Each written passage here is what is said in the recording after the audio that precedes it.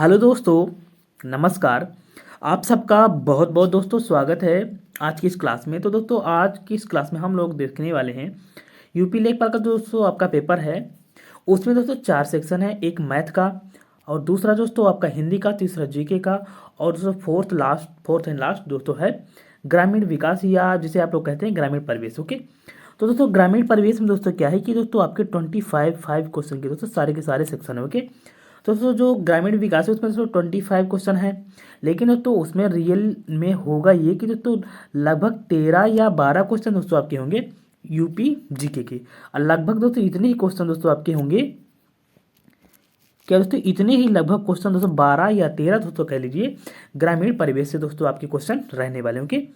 इस लिहाज से दोस्तों आपका ये टॉपिक बहुत ही ज़्यादा महत्वपूर्ण हो जाता है, ये वाला सेक्शन। ओके, तो दोस्तों इसी के लिहाज से दोस्तों हम लोग 5-6 क्वेश्चन की दोस्तों सीरीज आपके लिए लेकर आए। ओके, तो उस सीरीज का दोस्तों ये हम लोगों का पहला वीडियो। ओके, तो दोस्तों चलिए शुरू करते हैं आज की अपनी क्लास। ओके, तो दोस्तों आज की क्लास का दोस्तों हम लोगों का जो पहला क्वेश्चन है वो दोस्तों कह रहा है कि ग्रामीण जीवन एवं ग्रामीण समस्याओं का अध्ययन किया जाता है किसके अंतर्गत कहता है। तो ओके, तो इसमें दोस्तों हम लोग का जो ए ऑप्शन कह रहा है औद्योगिक समाजशास्त्र, बी ऑप्शन कह रहा है नगरीय समाजशास्त्र और सी ऑप्शन कह रहा है ग्रामीण समाजशास्त्र और डी ऑप्शन कह रहा है अपराध शास्त्र। ओके, तो इसमें दोस्तों जो हम लोग का करेक्ट आंसर है वो दोस्तों है ऑप्शन सी ग्रामीण समाजशास्त्र। ओके, इसके तहत दोस्तों हम लोग ग्रामीण जीवन एवं ग्रामीण समस्याओं का अध्ययन करते हैं। ओके, चलिए दोस्तों दूसरे क्वेश्चन की ओर। दूसरा क्वेश्चन दोस्तों हम लोग को कह रहा है कि ग्रामीण समाज में उत्पादन एवं उपभोग के बीच कैसा संबंध रहता है।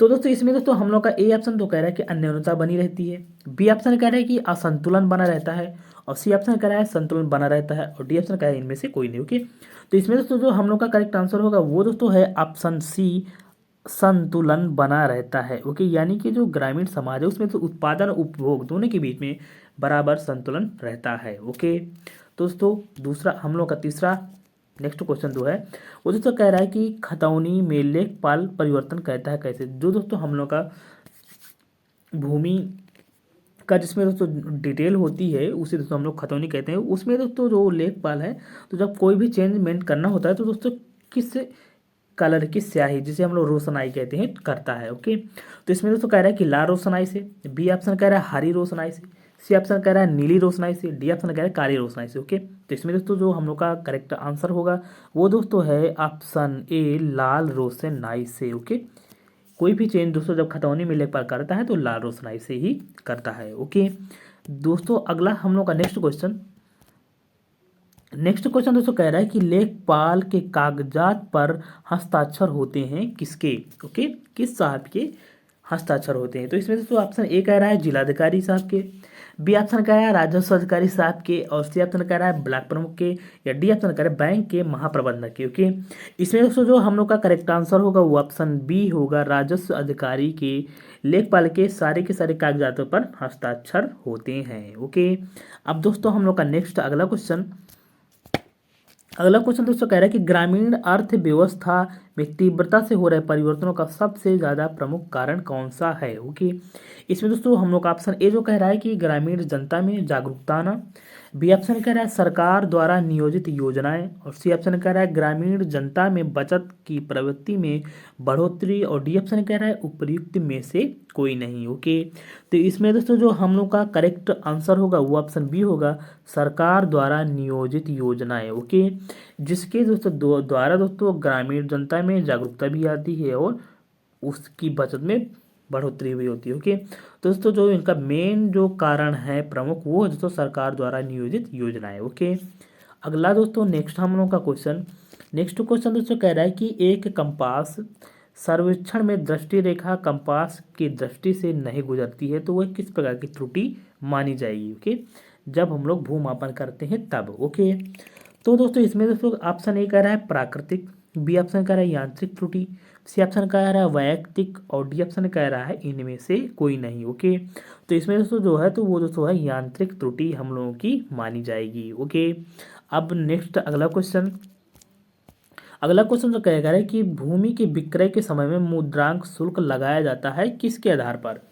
इसमें दोस्तों ऑप्शन ए कह रहा है हम लोगों का भूमि के आकार के आधार पर, बी ऑप्शन कह रहा है भूमि की कीमत के आधार पर, और सी ऑप्शन कह रहा है भूमि की किस्म के आधार पर, और जो दोस्तों डी ऑप्शन है वो कह रहा है उपर्युक्त सभी के आधार पर। ओके, तो दोस्तों जो हम लोगों का करेक्ट आंसर है दोस्तों वो हम लोगों का है कि उपर्युक्त सभी, यानी कि सभी के आधार पर भूमि के विक्रय के समय मुद्रांक शुल्क लगाया जाता है। ओके, अब दोस्तों हम लोगों का नेक्स्ट क्वेश्चन दोस्तों, नेक्स्ट क्वेश्चन हम लोगों का कह रहा है कि नक्शा संबंध क्षेत्र का होता है, यानी कि कैसा। तो दोस्तों इसमें दोस्तों क्षैतिज प्रक्षेप का या ऊर्ध्व प्रक्षेप या ए और बी दोनों या इनमें से कोई नहीं। ओके, तो इसमें दोस्तों जो हम लोग का करेक्ट आंसर होगा वो होगा क्षैतिज प्रक्षेप में ही नक्शा होता है। ओके, अब नेक्स्ट दोस्तों अगला क्वेश्चन कह रहा है कि भूमापन में जरीब, जो हम लोग की जरीब होती है चैन, उसमें दोस्तों लाइन के आरंभ तथा समाप्त होने के स्थान को हम लोग क्या कहते हैं। ओके, इसमें दोस्तों ऑप्शन ए कह रहा है स्टॉक, बी ऑप्शन कह रहा है बिंदु, सी ऑप्शन कह रहा है मुकाम, और डी ऑप्शन कह रहा है टारगेट। ओके, तो इसमें दोस्तों जो हम लोग का करेक्ट आंसर होगा कि प्रारंभ या समाप्त होने के स्थान को क्या कहते हैं, तो मुकाम कहते हैं। ओके, ध्यान रखना दोस्तों मुकाम। ओके, अब नेक्स्ट दोस्तों क्वेश्चन कह रहा है कि लंबाई मापने की परंपरागत इकाई है, यानी कि जो लेंथ नापने की जो ट्रेडिशनल यूनिट्स हैं वो कौन कौन सी हैं। ओके, ऑप्शन ए कह रहे हैं मील, बी ऑप्शन दोस्तों कह रहा है फरलांग, और सी ऑप्शन कह रहा है गज, और डी ऑप्शन कह रहा है इनमें से सभी। ओके, तो दोस्तों जो हम लोग का करेक्ट आंसर होगा वो कौन सा होगा, तो ऑप्शन डी ही होगा दोस्तों, सभी, यानी कि सभी लंबाई नापने की ये यूनिट्स दी गई हैं। ओके, अब दोस्तों नेक्स्ट हम लोग का अगला क्वेश्चन दोस्तों कह रहा है कि वास्तविक यामोत्तर या चुंबकीय यामोत्तर के बीच जो क्षैतिज कोण है वो क्या कहलाता है। ऑप्शन ए कह रहा है दोस्तों नमन कोण, बी ऑप्शन कह रहा है चुंबकीय कोण, और सी ऑप्शन कह रहा है दिक्मान, और डी ऑप्शन कह रहा है संस्कृति। ओके, इसमें दोस्तों जो हम लोग का करेक्ट आंसर होने वाला वो दोस्तों होगा हम लोगों का ऑप्शन बी, चुंबकीय कोण। ओके, चुंबकीय कोण दोस्तों ये क्षैतिज कोण कहलाएगा। ओके, अब दोस्तों नेक्स्ट हम लोगों का अगला क्वेश्चन दोस्तों कह रहा है कि जब सुई उत्तर दिशा को इंगित करे तो प्रिज्म के अंतर पठन होता है, यानी कि जब हम लोग भूमापन करते हैं तब दोस्तों जो हम लोगों का स्टॉपवॉच होता है, स्टॉपवॉच तरीके का, उसमें जैसे प्रिज्म के अंतर्गत पठन होता है तो कैसा होता है। इसमें बता दोस्तों कि 16 डिग्री पर या 10 डिग्री पर या 30 डिग्री पर या 60 डिग्री पर। ओके, इसमें दोस्तों जो हम लोग का लेकिन करेक्ट आंसर होगा वो ऑप्शन ए होगा, 0 डिग्री पर। ओके, अब दोस्तों नेक्स्ट दोस्तों कह रहा है कि विभिन्न परिस्थितियों में नाप लेने में सबसे कम त्रुटि होती है। तो बताना हम लोग का ऑप्शन ए कह रहा है परीक्षित चेन से, बी ऑप्शन कह रहा है इस्पात फीता से, और सी कह रहा है इनवार फीता से, और डी कह रहा है पहाड़ी क्षेत्र के मापन में। ओके, तो इसमें दोस्तों जो हम लोग का करेक्ट आंसर होगा वो दोस्तों होगा सी, इनवार फीता से। ओके, इसमें दोस्तों त्रुटि होने के सबसे कम चांसेस होते हैं। ओके, अब दोस्तों हम लोग का नेक्स्ट अगला क्वेश्चन दोस्तों कह रहा है कि छोटे खसकों का मापन कैसे होता है। ओके, किससे होता है, तो दोस्तों इसमें यानी कि जो भूमि के जो छोटे खंड है उनके बारे में। तो इसमें कह रहा है कि धातु के टेप से, या बी ऑप्शन कह रहा है इस्पात फीता से, या सी ऑप्शन कह रहा है इनवार फीता से, या डी कह रहा है साधारण चेन से। ओके, इसका दोस्तों जो हम लोग का करेक्ट आंसर होगा वो दोस्तों सिंपल है, डी, साधारण चेन से दोस्तों इसका दोस्तों मापन किया जाता है। ओके, नेक्स्ट दोस्तों कह रहा है कि दोस्तों इंपॉर्टेंट क्वेश्चन है, कह रहा है कि सर थॉमस मुनरो का किस भू राजस्व बंदोबस्त से संबंध था। ओके, इसमें दोस्तों ऑप्शन ए कह रहा है रैयतवाड़ी बंदोबस्त से, बी ऑप्शन कह रहा है महालवाड़ी बंदोबस्त से, सी ऑप्शन कह रहा है स्थायी बंदोबस्त से, और डी ऑप्शन कह रहा है इनमें से कोई नहीं। ओके, इसका दोस्तों जो हम लोग का करेक्ट आंसर होगा वो दोस्तों होगा रैयतवाड़ी बंदोबस्त से। ओके, दोस्तों जो ब्रिटिशर्स थे उनमें दोस्तों रैयतवाड़ी, स्थायी बंदोबस्त, या महालवाड़ी, ये दोस्तों सारे के सारे दोस्तों भू राजस्व के लिए दोस्तों ये प्रणालियाँ अपनाई गई थी। ओके, तो दोस्तों इसी के विषय में ये क्वेश्चन है कि सर थॉमस मुनरो ने किस से संबंधित है। ओके, तो ये दोस्तों रैयतवाड़ी से हैं। ओके, और स्थायी बंदोबस्त की दोस्तों बात करें तो इसके दोस्तों लाएंगे लॉर्ड कॉर्नवालिस। ओके, चलिए दोस्तों नेक्स्ट हम लोग का अगला क्वेश्चन दोस्तों कह रहा है कि भूमि सुधार हेतु कानून बनाने की शक्ति किसके पास होती है। ओके, इसमें दोस्तों कह रहा है कि राज्य सरकार के पास, बी ऑप्शन कह रहा है केंद्र सरकार के पास, सी ऑप्शन कह रहा है पंचायती राज संस्थाओं के पास, और डी ऑप्शन कह रहा है ए तथा बी दोनों के पास। ओके, तो इसमें दोस्तों जो हम लोग का करेक्ट आंसर होगा वो ऑप्शन ए होगा, राज्य सरकार के पास। ओके, किसी भी प्रकार के दोस्तों भूमि सुधार हेतु जो कानून बनाने की शक्ति है वो दोस्तों राज्य सरकार के पास होती है। ओके, नेक्स्ट दोस्तों अगला क्वेश्चन दोस्तों कह रहा है कि जरीब सर्वेक्षण में किस क्षेत्र को किस ज्यामितीय आकृति में बांटकर नापना आसान होता है। ओके, इसमें उसको कह रहा है वृत्त के आकार में, या बी कह रहा है वर्ग के आकार में, या सी कह रहा है आयत, या डी कह रहा है त्रिभुज। ओके, तो जो आसानी से नापने का जो तरीका है वो जो त्रिभुज में बांटकर ही आसानी से किया जाता है। ओके, अब दोस्तों नेक्स्ट हम लोगों का अगला क्वेश्चन दोस्तों कह रहा है कि 1 हेक्टेयर का मान निम्नलिखित में से कितना होता है। ओके, ए कह रहा है दोस्तों 1000 वर्ग मीटर, बी कह रहा है 5000 वर्ग मीटर, और सी कह रहा है 10,000 वर्ग मीटर, और डी कह रहा है 15,000 वर्ग मीटर। ओके, तो इसमें दोस्तों जो हम लोग का करेक्ट आंसर होगा वो ऑप्शन सी होगा, 10,000 वर्ग मीटर। ओके, यानी कि जो हम लोग का 1 हेक्टेयर का मान है वो दोस्तों वो कितना होता है 10,000 वर्ग मीटर, यानी कि लंबाई भी दोस्तों 100 मीटर होती है। ओके, और दोस्तों 100 मीटर चौड़ाई भी होती है, यानी कि ये हम लोग का मीटर में दोनों है, तो ये हम लोग का हो जाएगा 10,000 वर्ग मीटर। ओके, अगला दोस्तों नेक्स्ट क्वेश्चन दोस्तों कह रहा है कि 1 एकड़ में कितना बीघा, यानी कि कच्चा, यानी कि हम एक होता है दोस्तों पक्का बीघा, एक दोस्तों होता है कच्चा बीघा। ओके, दोस्तों जो हम लोग का 1 एकड़ उसमें दोस्तों कितने कच्चे बीघे रकबा होता है।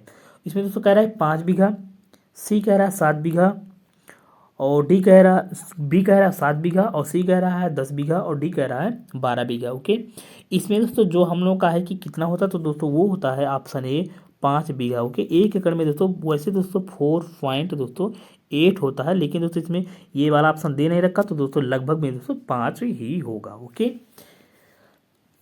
दोस्तों, तो दोस्तों नेक्स्ट अगला हम लोग का क्वेश्चन दोस्तों कह रहा है कि भूमि सुधारों से संबंधित विषयों का उल्लेख भारतीय संविधान की 7वीं अनुसूची की कौन सी सूची में दिया गया है। यानी कि दोस्तों 3 सूचियां होती हैं, राज्य सूची या संघ सूची या समवर्ती सूची, डी कह रहा है इनमें से कोई नहीं। ओके, तो दोस्तों ये जो विषय है ये दोस्तों किस सूची में दिया गया है 7वीं अनुसूची में, तो दोस्तों वो दोस्तों हम लोग का करेक्ट आंसर हो जाएगा राज्य सूची में ये वाला विषय दिया गया है। यानी कि इस विषय में जो कानून बनाने के सारे पावर हैं वो हैं राज्य सरकार के पास। ओके, अब दोस्तों नेक्स्ट हम लोगों का अगला क्वेश्चन दोस्तों कह रहा है कि निम्नलिखित में से कौन सी भू क्षेत्रफल मापन की अंतरराष्ट्रीय स्तरीय इकाई है। ओके, तो इसमें तो कह रहा है कि बीघा, बी ऑप्शन कह रहा है हेक्टेयर, या सी ऑप्शन कह रहा है एकड़, या डी ऑप्शन कह रहा है मरला। ओके दोस्तों, तो दोस्तों इसमें दोस्तों जो भू क्षेत्रफल मापन की जो अंतरराष्ट्रीय यूनिट है वो दोस्तों कौन सी है, तो हम लोगों का ऑप्शन दोस्तों जो करेक्ट होगा वो हो जाएगा option B hectare. Okay, hectare दोस्तों भूमि मापन की अंतरराष्ट्रीय स्तरीय यूनिट है। ओके, अब दोस्तों नेक्स्ट हम लोग का अगला क्वेश्चन दोस्तों कह रहा है कि राजस्व मंडल तथा राजस्व प्रशासन से संबंधित कार्यों में राजस्व से तात्पर्य है, यानी कि राजस्व किसे कहते हैं। तो दोस्तों ऑप्शन ए कह रहा है भू राजस्व तथा कृषि, या बी ऑप्शन कह रहा है बिक्री कर तथा उत्पादन कर, या सी कह रहा है आयकर, या डी कह रहा है उपर्युक्त सभी। ओके, तो इसमें दोस्तों जो हम लोग का करेक्ट आंसर होगा वो दोस्तों होगा ऑप्शन ए भू राजस्व तथा कृषि। इसे दोस्तों ही हम लोग राजस्व कहते हैं। यहाँ से जो हम लोगों की जो प्रॉफिट मिलता है उसे दोस्तों भू राजस्व या कृषि कहते हैं। ओके, कृषि को ही भू राजस्व कहते हैं। ओके, अब दोस्तों जो हम लोग का नेक्स्ट अगला क्वेश्चन दोस्तों कह रहा है कि ब्रिटिश भारत में प्रथम राजस्व मंडल किस प्रांत में स्थापित किया गया था। ओके, इसमें दोस्तों ऑप्शन ए कह रहा है मद्रास, बी ऑप्शन कह रहा है बंगाल, सी ऑप्शन कह रहा है मुंबई और डी ऑप्शन कह रहा है बिहार। ओके, तो इसमें दोस्तों जो राजस्व मंडल जो पहली बार जो स्थापित किया जाता तो किस प्रांत में, तो दोस्तों वो हम लोग का ऑप्शन करेक्ट होगा बंगाल। ओके, यानी कि सबसे ज़्यादा सबसे पहले दोस्तों ब्रिटिशर्स थे तो वो दोस्तों बंगाल प्रांत को ही अपने कब्जे में कर पाए थे। ओके, तो जाहिर सी बात है कि यहीं से वो लोग अपनी इस व्यवस्था की शुरुआत करेंगे। ओके, अब दोस्तों हम लोग का नेक्स्ट अगला क्वेश्चन दोस्तों कह रहा है कि जिला प्रशासन का स्तर है कौन कौन से, तो जिला, या बी कह रहा है तहसील, या सी कह रहा है उपखंड, या डी कह रहा है उपर्युक्त सभी। ओके, तो दोस्तों ये जो हम लोग का आंसर होगा इसका दोस्तों तो वो होगा उपर्युक्त सभी। ओके, तो पहले जो फर्स्ट प्रायोरिटी है वो तो जिला है, इसके बाद दोस्तों उपखंड, इसके बाद दोस्तों तहसील। ओके, और इसके बाद दोस्तों आपकी ग्राम पंचायत। ओके, तो दोस्तों सारी ये जिला प्रशासन की स्तर है। ओके, अब दोस्तों नेक्स्ट हम लोग का अगला क्वेश्चन दोस्तों कह रहा है कि जिला दंड नायक कौन होता है। इसमें तो ऑप्शन ए कह रहा है जिला जज, या बी कह रहा है जिला कलेक्टर, या सी कह रहा है उपखंड अधिकारी, या डी कह रहा है उपर्युक्त तो सभी। ओके, तो इसमें दोस्तों जो जिला दंड नायक का कार्य करता है वो दोस्तों कौन होगा, जिला कलेक्टर है, वो दोस्तों हम लोग के जिला दंड नायक के रूप में भी कार्य करते हैं। ओके, अब दोस्तों हम लोग का नेक्स्ट अगला क्वेश्चन दोस्तों कह रहा है कि भारत में कलेक्टर पद सर्वप्रथम कब सृजित किया गया था। ओके, इसमें दोस्तों ऑप्शन ए कह रहा है 1772 में, या कह रहा है 1775 ईस्वी में, या सी कह रहा है दोस्तों 1785 ईस्वी में, या डी कह रहा है 1788 ईस्वी में। ओके, तो इसका दोस्तों जो हम लोग का करेक्ट आंसर होगा कि भारत में सर्वप्रथम कलेक्टर पद कब सृजित किया गया था, तो दोस्तों वो हो जाएगा हम लोग का ऑप्शन ए 1772 ईस्वी में दोस्तों भारत में पहली बार कलेक्टर पद का सृजन किया गया था। ओके, अब दोस्तों हम लोग का नेक्स्ट अगला क्वेश्चन दोस्तों कह रहा है कि प्रत्येक गांव में सारी जानकारी का मानचित्र किसके पास होता है। ओके, इसमें दोस्तों ऑप्शन ए कह रहा है सरपंच के पास, और दोस्तों बी ऑप्शन कह रहा है पटवारी के पास, और सी ऑप्शन कह रहा है अमीन के पास, और डी दोस्तों ऑप्शन कह रहा है बीडीओ के पास। ओके, तो इसमें दोस्तों जो हम लोग का करेक्ट आंसर होगा वो दोस्तों होगा ऑप्शन बी पटवारी के पास। ओके, यानी कि जो गांव है उसमें दोस्तों जो उसका मानचित्र होता है, नक्शा, वो दोस्तों किसके पास ये होता है, तो वो दोस्तों होता है पटवारी, या जिसे हम लोग लेखपाल कहते हैं। ओके, अब दोस्तों हम लोग का नेक्स्ट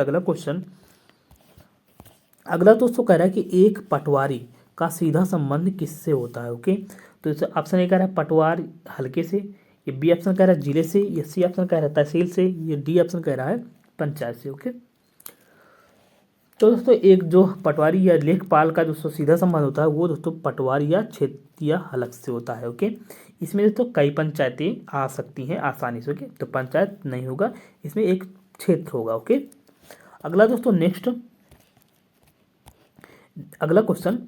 दोस्तों कह रहा है कि निम्न अधिकारियों से आज्ञा मिलने पर पटवारी किस अधिकारी की आज्ञा को सर्वोच्च प्राथमिकता देगा, यानी कि फर्स्ट प्रायोरिटी किस अधिकारी के ऑर्डर को लेखपाल देगा। ओके, इसमें दोस्तों हम लोग का ऑप्शन ए कह रहा है जिलाधिकारी कलेक्टर को, या बी कह रहा है दोस्तों जिला प्रमुख को, या सी कह रहा है तहसीलदार को, या डी कह रहा है बीडीओ को। ओके, यानी कि ग्राम विकास अधिकारी को।